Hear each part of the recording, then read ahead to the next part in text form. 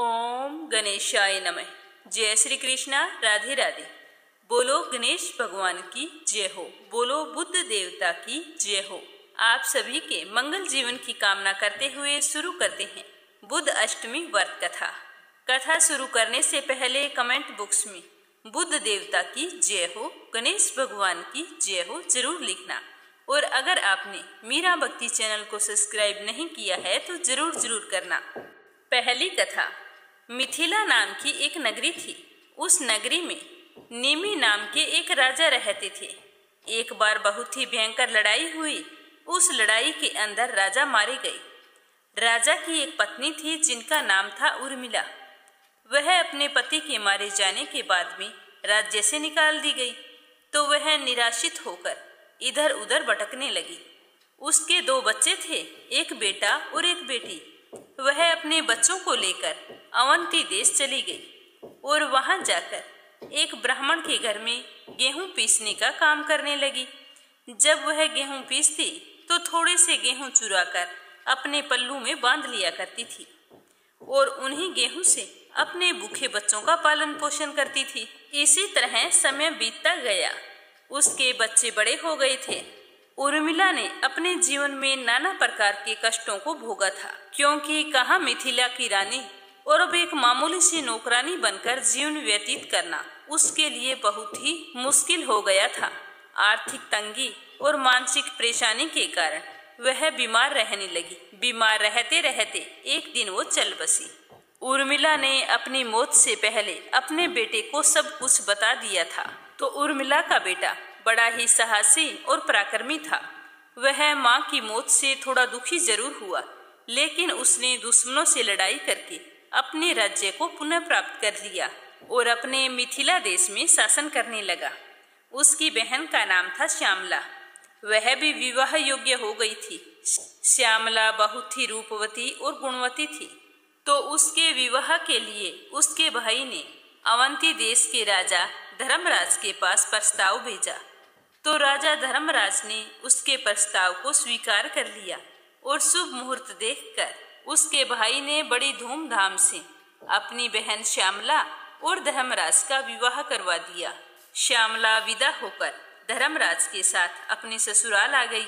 तो धर्मराज ने अपनी पत्नी श्यामला से कहा कि हे प्रिय, तुम सभी काम करना, परंतु जो ये 7 कमरे बंद हैं जिनमें ताले लगे हुए हैं, इन्हें तुम कभी मत खोलना। तो श्यामला ने कहा कि ठीक है, आपकी आज्ञा का पालन करूंगी। तो श्यामला ने अपने पति धर्मराज से तो कह दिया, लेकिन उसके मन में उत्सुकता हो गई कि इन 7 कमरों में ताला लगाकर क्या बंद किया हुआ है। वो घर का सारा काम करती, लेकिन उसका बार बार ध्यान उन्हीं बंद कमरों की ओर जाता रहता। एक दिन धर्मराज अपने किसी कार्य में व्यस्त थे। श्यामला को पता था कि वो शाम तक घर नहीं आने वाले। तो श्यामला ने एक मकान का ताला खोलकर अंदर देखा कि अंदर उसकी माता उर्मिला को अति भयंकर यमदूत बांधकर तपते हुए तेल में बार बार डाल रहे हैं। तो यह देखकर श्यामला को बहुत ही दुख हुआ। उसने जल्दी से उस कमरे को बंद कर दिया। फिर उसने दूसरा कमरा खोला तो देखा कि वहां भी उसकी माता को यमदूत शिला के ऊपर रखकर पीस रहे हैं और उसकी माता चिल्ला रही है। तो श्यामला को अपनी माता का यह हाल देखकर बहुत ही दुख हुआ और उसने घबराकर उस कमरे को भी बंद कर दिया। फिर उसने तीसरा कमरा खोला तो देखा कि यमदूत उसकी माता के मस्तक पर कीले ठोक रहे हैं और उसकी माता बुरी तरह से चिल्ला रही है। माँ के माथे से खून निकल रहा था। तो यह देखकर श्यामला का कलेजा कांप उठा। उसने उस दरवाजे को भी बंद कर दिया। फिर चौथे कमरे को खोला तो उसके अंदर देखा कि बहुत ही भयंकर श्वान उसकी माँ का भक्षण कर रहे थे और उसकी माँ खून से लुलुहान थी। तो श्यामला अपनी माँ की ये हालत देखकर बहुत ही दुखी हो रही थी। फिर उसने उस कमरे को बंद करके 5वें कमरे को खोला तो देखा कि लोहे के सिरियों से उसकी माँ को पीड़ित कर रहे थे। 6ठा कमरा खोलकर देखा तो उसकी माँ को कोलू के बीच ईख के समान पेरा जा रहा था। तो उसकी आंखों से आंसू आ गए। उसने 6ठे कमरे को बंद करके 7वें कमरे को खोलकर देखा तो वहां भी उसकी माता को हजारों कृमि भक्षण कर रहे थे और वह खून से लथपथ हो रही थी। तो अपनी माँ का यह हाल देखकर श्यामला को बहुत ही तरस आ रहा था। वो सोच रही थी कि मेरी माँ को ना जाने कौन से जन्म का पाप लगा है। मेरी माँ ने जीते जी नाना प्रकार की मुसीबतों का सामना किया और मरने के बाद भी उन्हें मोक्ष नहीं है। ऐसा कौन सा गुनाह कर दिया जिसकी वजह से उनका यह हाल है। तो श्यामला के दिमाग में अपनी माँ की दुर्गति सारे दिन आंखों के सामने घूमती रही। वह शाम होने और अपने पति के घर लौटने का इंतजार कर रही थी।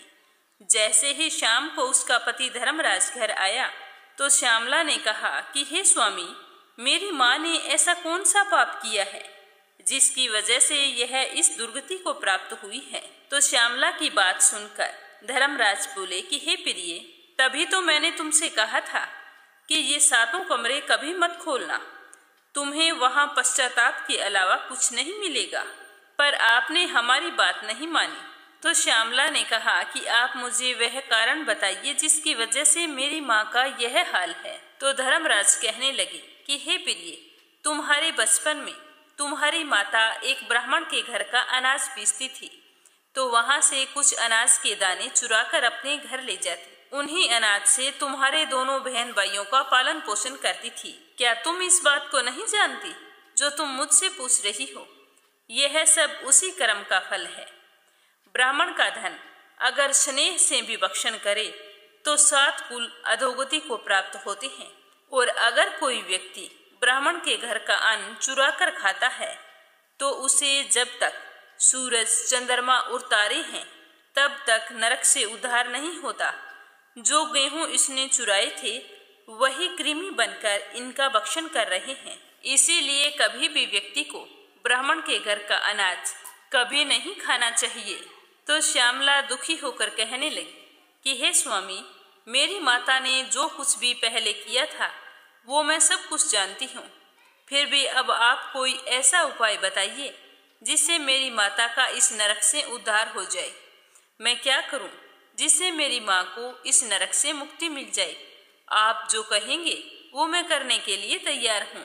तो श्यामला की बात सुनकर धर्मराज ने कुछ समय तक विचार किया और फिर कहने लगे कि हे प्रिय, तुम 7 जन्म पहले ब्राह्मणी थी और उस समय तुमने अपनी सखियों के साथ जो बुध अष्टमी का व्रत किया था उसका फल संकल्प करके अपनी माता को अगर देती हो तो उन्हें इस नरक से मुक्ति मिल सकती है। तो धर्मराज की बात सुनते ही श्यामला ने जल्दी से स्नान करके अपने व्रत का पुण्य फल संकल्प पूर्वक अपनी माता के लिए दान कर दिया। तो व्रत के फल के प्रभाव से उसकी माता उसी समय दिव्य देह धारण करके विमान में बैठकर अपने पति सहित स्वर्ग लोक को चली गई और बुध ग्रह के समीप स्थित हो गई। कहते हैं कि यह व्रत संतान को अपनी माता के लिए जरूर रखना चाहिए, जिससे उन्हें जाने अनजाने हुए पापों से मुक्ति मिलती है, और साथ ही इस व्रत के प्रभाव से व्रती को अपने जीवन में धन धान्य, पुत्र पौत्र, दीर्घायु, ऐश्वर्य और अखंड सौभाग्य का आशीर्वाद मिलता है। तो ये थी बुध अष्टमी की पहली कथा। अब अपने सुनते हैं बुध अष्टमी की दूसरी कथा। ये कथा भविष्य पुराण से ली गई है। एक कथा के अनुसार इल नाम के एक राजा हुआ करते थे। एक बार वो जंगल में शिकार करने के लिए गए तो एक हिरण का पीछा करते हुए उस वन में जा पहुंचे जहां पर भगवान शिव और माता पार्वती जी भ्रमण कर रहे थे। तो उस समय शिव जी का आदेश था कि इस वन में पुरुष अगर प्रवेश करेगा तो वह स्त्री में बदल जाएगा। तो शिव के आदेश अनुसार जैसे ही राजा इल ने वन में प्रवेश किया तो वो एक स्त्री बन गई। तो एक स्त्री के रूप में राजा इल बहुत ही सुंदर दिखाई दे रहे थे। उनके उत्तम स्वरूप को देखकर बुध देव उन पर मोहित हो गए तथा उनसे विवाह कर लिया। जिस दिन इल और बुध देव का विवाह हुआ था उस दिन अष्टमी तिथि थी। कहा जाता है कि तभी से बुध अष्टमी का पर्व मनाया जाने लगा। अब सुनते हैं बुध अष्टमी की तीसरी कथा। तो इन सभी कथाओं को श्रद्धा भाव से सुनते रहना और साथ ही कमेंट बॉक्स में बुध देव और गणेश भगवान का जयकारा जरूर लगाना। एक समय की बात है, किसी नगर में एक ब्राह्मण रहता था। उसके बुद्ध नाम का बेटा और बुद्धनी नाम की बेटी थी। वह ब्राह्मण बहुत ही गरीब था, तो उसकी पत्नी आजीविका चलाने के लिए आस पड़ोस के कई घरों का आटा पीसती थी, तो उन आटे में से थोड़ा सा आटा बचा कर रख लेती। तो उसकी बेटी बुद्धनी यह सब कुछ देखती तो अपनी माँ को मना करती भी तुम किसी का आटा चुरा कर मत रखा करो, पर उसकी माँ नहीं मानती। एक बार बुद्धनी की माँ ब्राह्मणी कोई काम से अपने मायके से ली गई, तो पीछे से बुद्धनी सबका आटा पीसने लगी, पर वो तो आटा बचाकर बिल्कुल भी नहीं रखती, पीस कर सबका लौटा देती। कई दिन बाद जब उसकी माँ मायके से आई तो सबने उसे उल्हाना दिया कि तू तो हमारा आटा चुरा कर रखती है और तेरी बेटी हमको पूरा आटा देती है, आज से हम तुझसे आटा नहीं पिसवाएंगे। तो सबके जाते ही वो बुद्धनी को मारने लगी और कहने लगी कि जैसा मैं करती थी वैसा तुमने नहीं किया और सबकी नजरों में मुझे चोर बना दिया। तू मेरी बेटी नहीं हो सकती। अब मैं तेरा विवाह एक कुत्ते से करवा के इस घर से रवाना कर दूंगी। तो बुद्ध भगवान ने सोचा कि बेटी तो सच से रही है, क्योंकि जब वह अड़ोसियों पड़ोसियों का आटा पीसती थी तो बचा कर नहीं रखती और खुद भूखी ही रहकर उनका आटा पीसा करती थी। तो भगवान सोचने लगे कि इसका कष्ट तो आज मुझे मिटाना ही पड़ेगा। तो बुद्ध भगवान कुत्ते का रूप धारण करके उनके गांव में आ गए।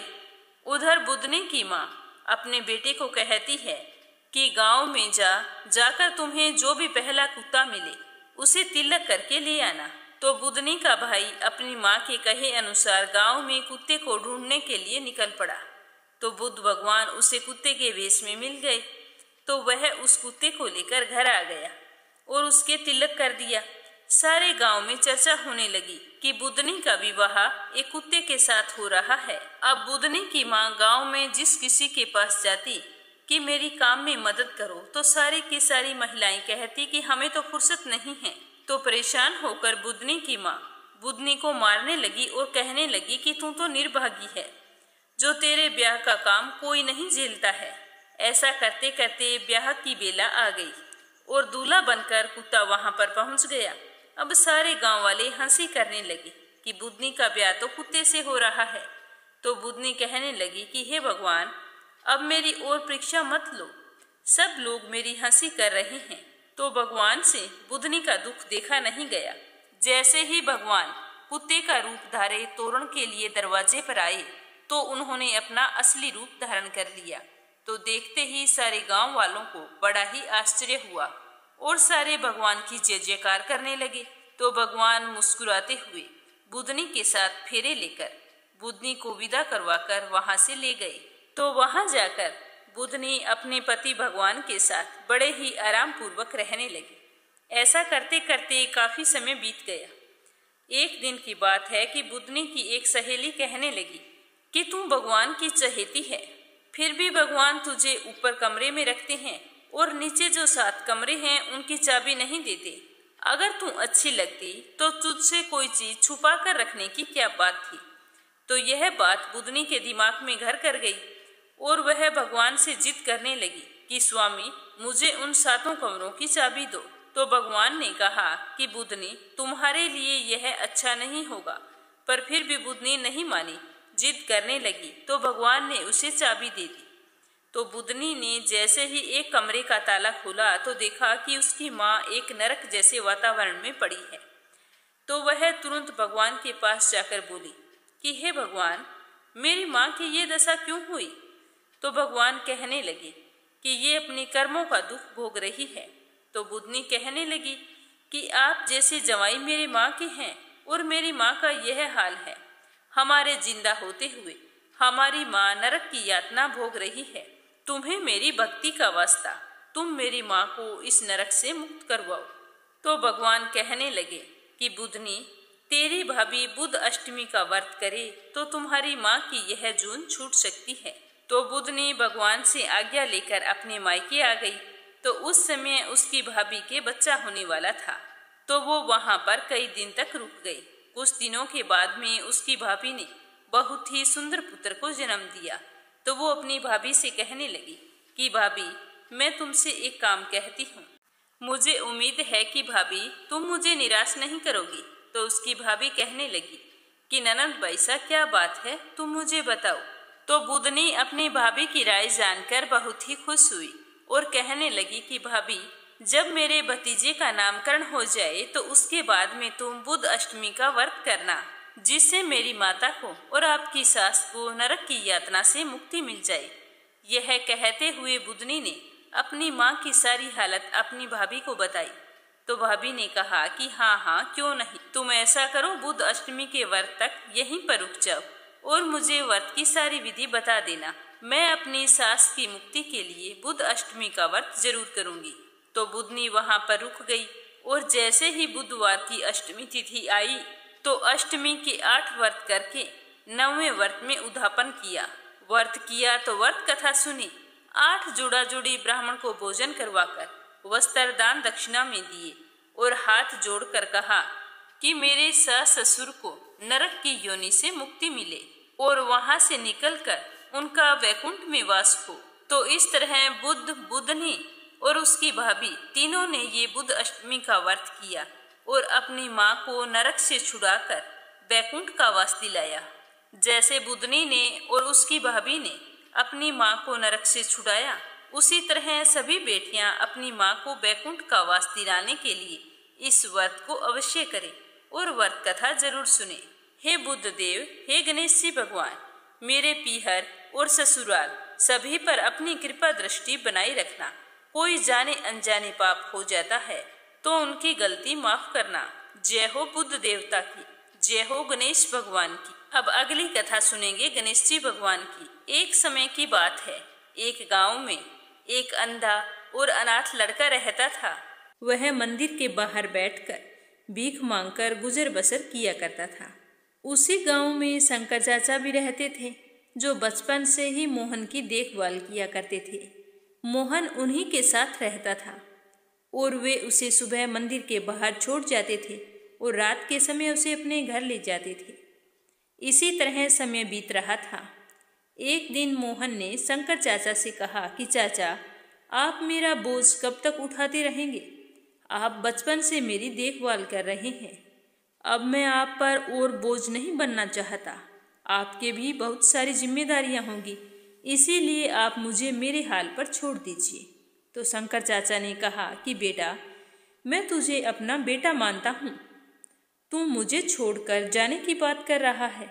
अगर तेरी जगह अगर मेरा सगा बेटा होता तो क्या मुझे छोड़कर जाता? तो यह सुनकर मोहन रोने लगा। तब शंकर चाचा ने उसे समझाते हुए कहा कि तू गणेश जी के मंदिर के बाहर वर्षों से भीख मांग रहा है। समझ ले, तू उनकी शरण में है, उनकी पूजा किया कर, वे ही तेरी रक्षा करेंगे। तो शंकर चाचा की बात सुनकर मोहन कहने लगा कि चाचा, हम भिखारियों को मंदिर में जाने की इजाज़त नहीं है। मैं तो मन ही मन गणेश जी को याद कर लेता हूँ।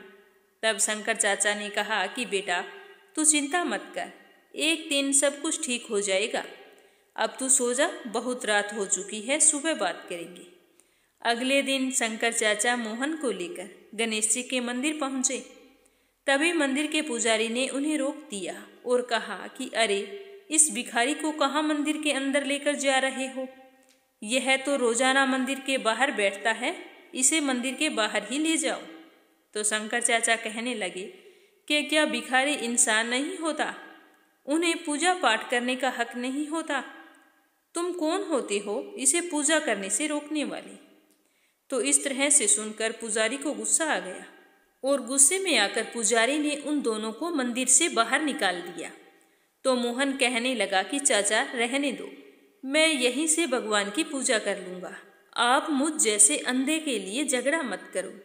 कहीं पुजारी को गुस्सा आ गया तो वह मुझे मंदिर के बाहर भी नहीं बैठने देगा, फिर मैं कहाँ जाऊँगा।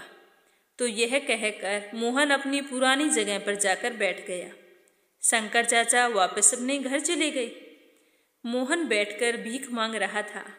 तभी उसे किसी के रोने की आवाज़ सुनाई दी। उसे लगा कि कोई बच्चा रो रहा है। तो उसने टटोलते हुए पूछा कि तुम कौन हो और क्यों रो रहे हो? तब उस बच्चे ने कहा कि मुझे भूख लगी है और मंदिर के पास की दुकान में बहुत से अच्छे अच्छे लड्डू रखे हैं, लेकिन मेरे पास पैसे नहीं हैं। मैं वो लड्डू खाना चाहता हूँ। तो मोहन ने कहा कि कोई बात नहीं, तुम मुझसे पैसे लेकर लड्डू खरीद लो। यह कहकर मोहन ने अपनी भीख में आए हुए रुपयों में से उसे 5 रुपये दे दिए। कुछ देर बाद वह बालक मोहन के पास आया और बोला कि मैं 2 लड्डू लेकर आया हूँ, एक आप खा लो, एक मैं खा लूँगा। तो मोहन ने कहा, नहीं, तुम दोनों लड्डू खा लो, तुम्हारा नाम क्या है? तो उस बालक ने कहा कि मेरा नाम गगन है और मैं पास ही के घर में रहता हूँ।